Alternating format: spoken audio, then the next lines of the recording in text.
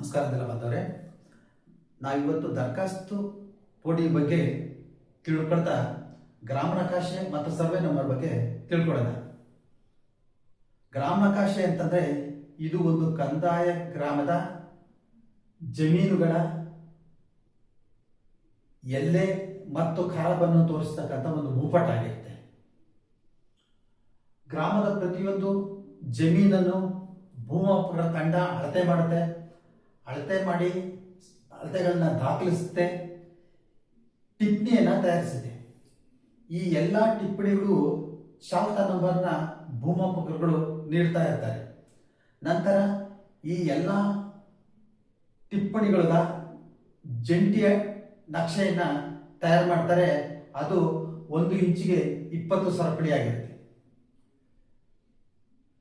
ಇದರಲ್ಲಿ ನಕ್ಷೆಯಲ್ಲಿ ಎಲ್ಲ ಖರಾಬನ್ನು ಸಹ ದಾಖಲು ಮಾಡ್ತಾರೆ ಹಾಗೂ ಗ್ರಾಮದ ಎಲ್ಲ ಗಡಿಗಳನ್ನು ಸಹ ಗುರುತು ಮಾಡ್ತಾರೆ. ಹಾಗಾದ್ರೆ ಸರ್ವೆ ನಂಬರ್ ಹೇಗೆ ನೀಡ್ತಾರೆ ಅನ್ನೋದ್ರ ಬಗ್ಗೆ ನಾಳಿನ ಸಂಚಿಕೆಯಲ್ಲಿ ತಿಳ್ಕೊಳ್ಳೋಣ.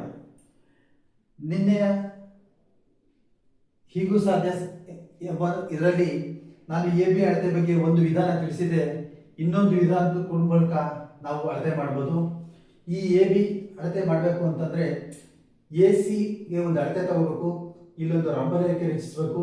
ನಂತರ ಎ ಬಿ ಮೇಲೆ ಮತ್ತೊಂದು ಈ ಪಾಯಿಂಟ್ನ ಕುರ್ಚ್ ಮಾಡಬೇಕು.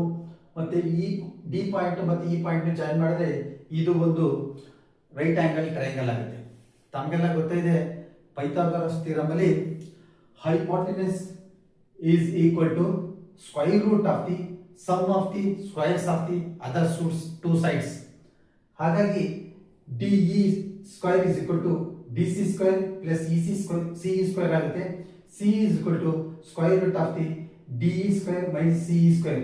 ಈ ಅಳತೆನ ನಾವು ಕಂಡುಹಿಡಿಯಬಹುದಾಗುತ್ತೆ. ಇದನ್ನು ನಾವು ಅಳತೆ ಮಾಡಿ ತಿಳ್ಕೊಂಡಿರ್ತೀವಿ, ಇದನ್ನು ಭೂಮಿ ಮೇಲೆ ಅಳತೆ ಮಾಡಿ ತಿಳ್ಕೊಂಡಿರ್ತೀವಿ.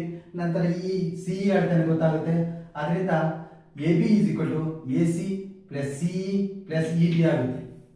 ನೆಲಮಾಪನಕ್ಕೆ ಸಂಬಂಧಪಟ್ಟಂತ ಎಲ್ಲ ವಿಡಿಯೋಗಳು ಫೇಸ್ಬುಕ್, ಇನ್ಸ್ಟಾಗ್ರಾಮ್, ಥ್ರೆಡ್ ಹಾಗೂ ಯೂಟ್ಯೂಬ್ನಲ್ಲಿ ಲಭ್ಯವಿದ್ದು ತಾವು ನೆಲಮಾಪನ ಎಂದು ಟೈಪ್ ಮಾಡಿ ವೀಕ್ಷಿಸಬಹುದಾಗಿದೆ.